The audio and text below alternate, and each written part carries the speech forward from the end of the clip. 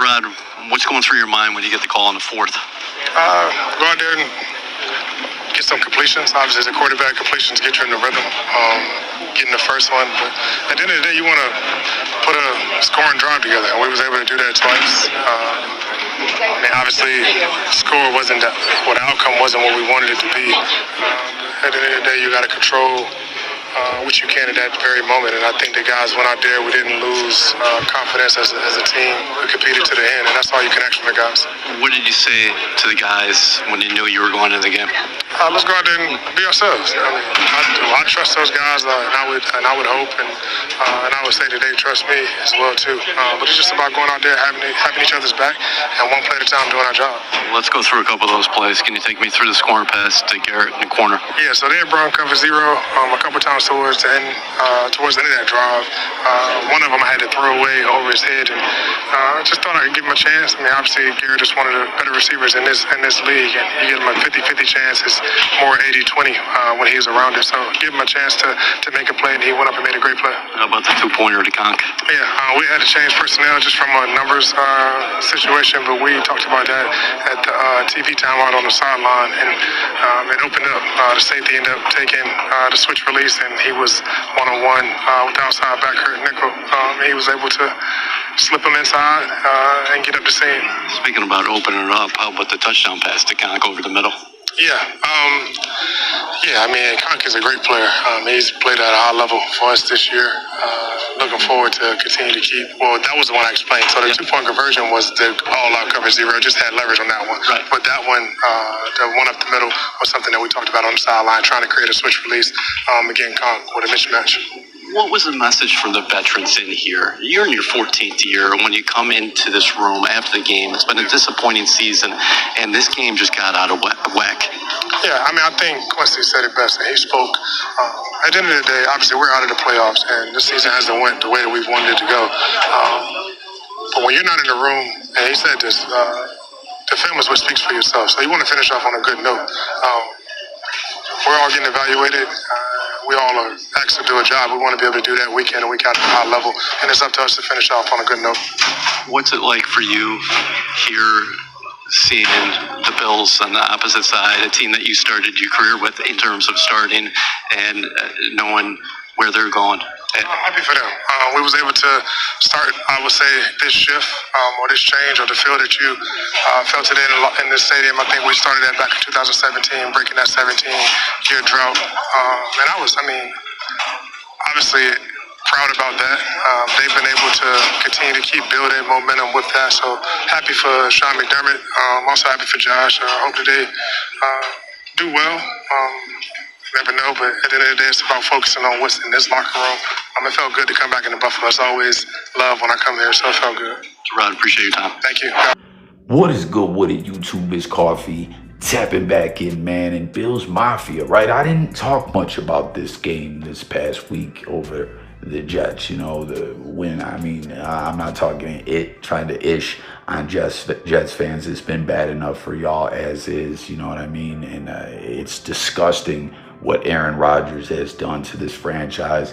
I put a lot of it on him. This guy is too worried about tripping on ayahuasca and taking trips to Egypt rather than, being at the non-mandatory events over the off season, with this team and everything after he went down on his 4th snap in his Jets debut.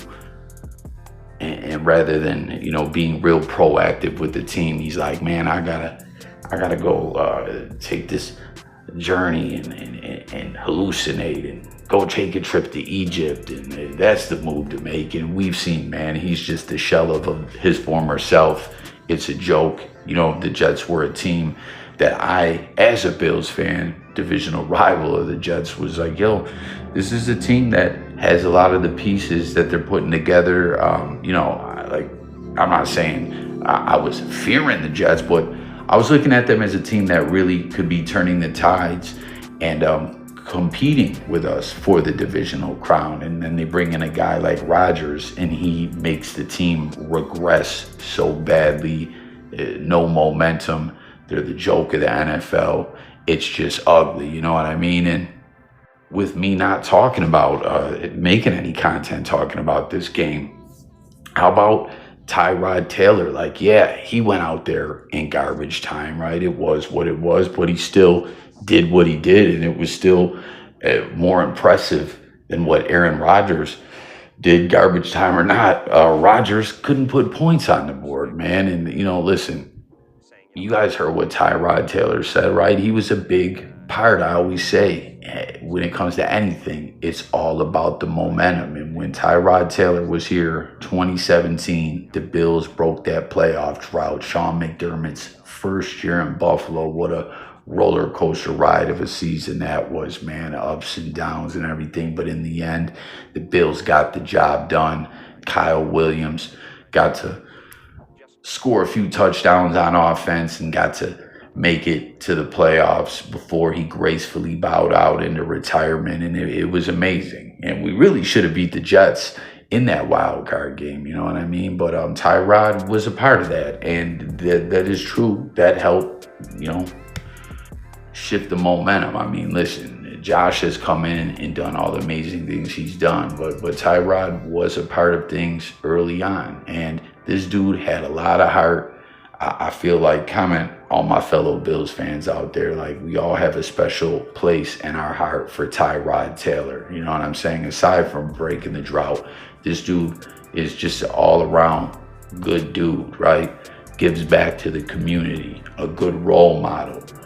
He plays with a lot of heart. People respect him. His teammates respect him. And that's the thing, too, when seeing him out there, it just doesn't feel like any of the dudes on the Jets even want to play for Rodgers anymore. You know what I mean? Like, there's just so many things wrong with Aaron Rodgers. And I don't know if you guys see these reports coming out now. They're talking about what's going to happen to Devontae Adams next year. Like, I think we all know Rodgers ain't going to be there. There's no way in hell he should be.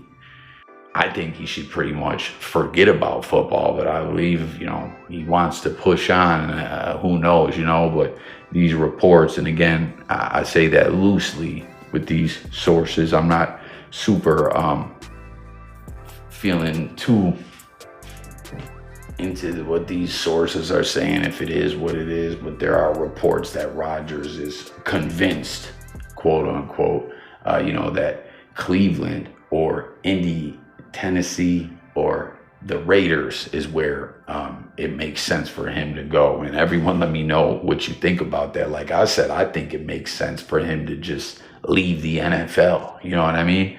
Like, call it quits before he tarnishes his legacy anymore. Cleveland, Indy, Tennessee, I don't know if any of these teams will want the bad momentum Rodgers has brung, or anyone really believes in him anymore. But, maybe one of those teams. But with Las Vegas, Tom Brady bringing the Brady way to the Raiders, trying to bring that franchise back to greatness. I'm convinced he's really trying to bring Shedeur Sanders there via the draft, wheel and deal, whatever he has to do to make it happen, as he's been working with them. It's like a protege mentorship type situation going on. We'll see what happens, but I'm just not seeing any way that Brady, because reports are strongly indicating he's going to have a lot to do with the team, the quarterback situation, personnel moves and all that, and Rodgers going to the Raiders with Brady there. I just don't see it. And how about Rodgers surpassing Brady on getting sacked? Just one more negative notch on his belt this season. But anyways, with all this talk about Tyrod Taylor, right? I think the Jets, because there's questions. Will Tyrod start the last game? I think that they should. Hell, I'm going to sound crazy. I think they should just have already cut Rodgers and say, "Fluck, wait until the off season," right? But regardless, they should start him over Aaron Rodgers for sure.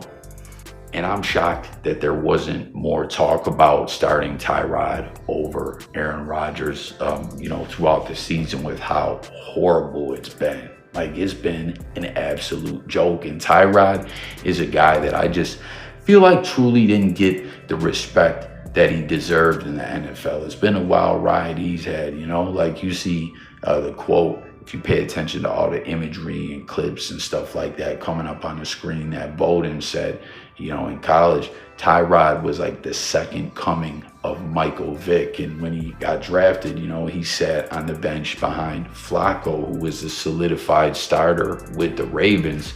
You know, he took a couple snaps here and there at Wildcat or coming in and to spell Flacco, but he didn't get to really get out there and show what he could do until the Bills, we signed him. And I was so pumped, so amped. Everyone was telling me I was crazy that Tyrod was going to be the starter. As the first year he signed with us, I believe it was EJ Manuel, Matt Castle, and Tyrod Taylor. And he won the starting job.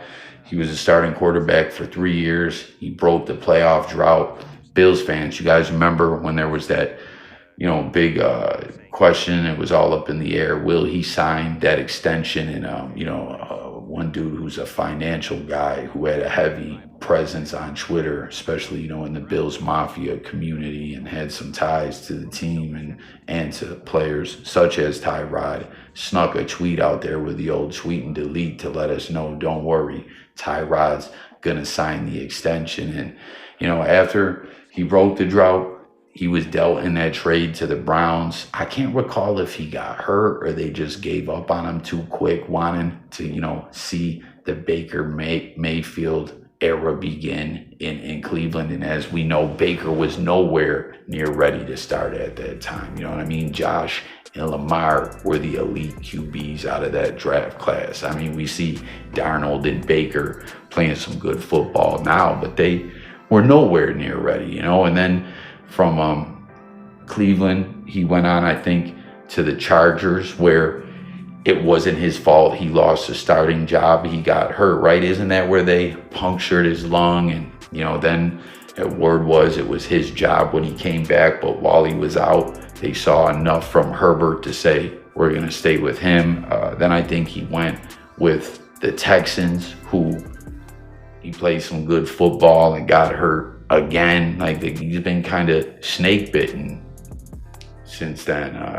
You know, with the Giants last year, Bills Mafia, y'all probably remember there was a game that went down to the wire last year, and we did win, but Tyrod played his arse off. Like, the dude has a lot of heart. And I tell you too, from watching that little bit of film on him in that Bills-Jets game when he came in, he still has wheels. He did not lose a step. That was a big element to his game. Like we said, Bowden was calling him the second coming of Vic. Like, he's fast as fuck, man.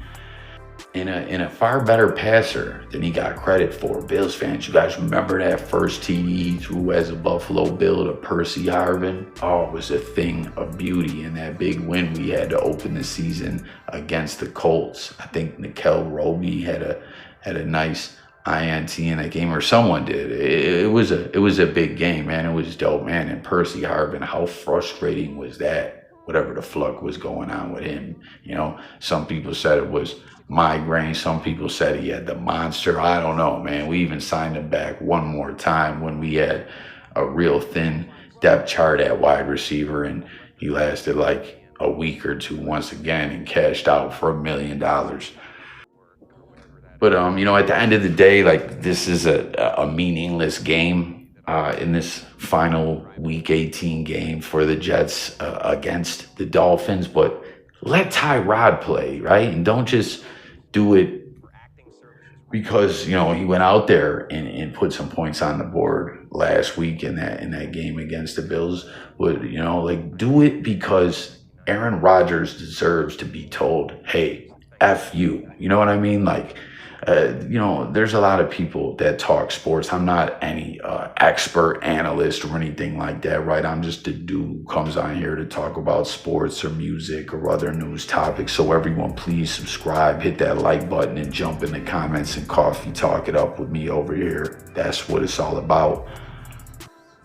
But, you know, I'm no expert, but I feel confident enough from paying attention to what's going on, watching film and stuff like that, and just saying, man, Rodgers sucks. Rodgers is a shell of his former self. He stopped caring as much. You know, there's no reason coming off that injury that he shouldn't have been with his team instead of in Egypt on a trip during the off season. And, you know, it's just a joke. And it's, in my opinion, a lot of it Rodgers' fault is what I'm getting at. Y'all feel me? Like there's a lot of times where there's narratives that just get pushed around and regurgitated, and to a lot of people don't necessarily make sense.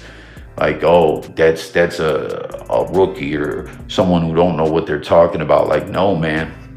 I think truly a lot of this is Rodgers' fault. And the Jets should put Tyrod out there to say, hey, Aaron, F you. And they should have been did it. You know, like truly, I forgot where he was at this season as he's been floating around as a journeyman backup basically since, I don't want to say right away since leaving Buffalo, because when he went to Cleveland, he was their solidified starter. But I don't know, he just don't get the respect that he should. And I lost track of him in the shuffle. And man, I'm really shocked that the Jets didn't go with him at some point through this joke of a season. So everyone out there, let me know what you think. You know, like, should the Jets start him in this game? Should they have did it?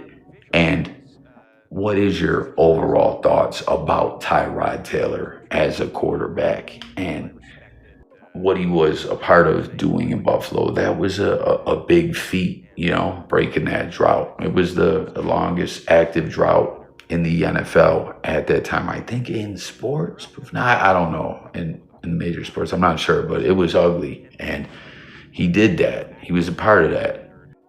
And I don't think, you know, none of his teammates want to play for him anymore. I think it's visible and you can see it. And, you know, he's just an entitled prick, hippie uppie at the same damn time, if you ask me.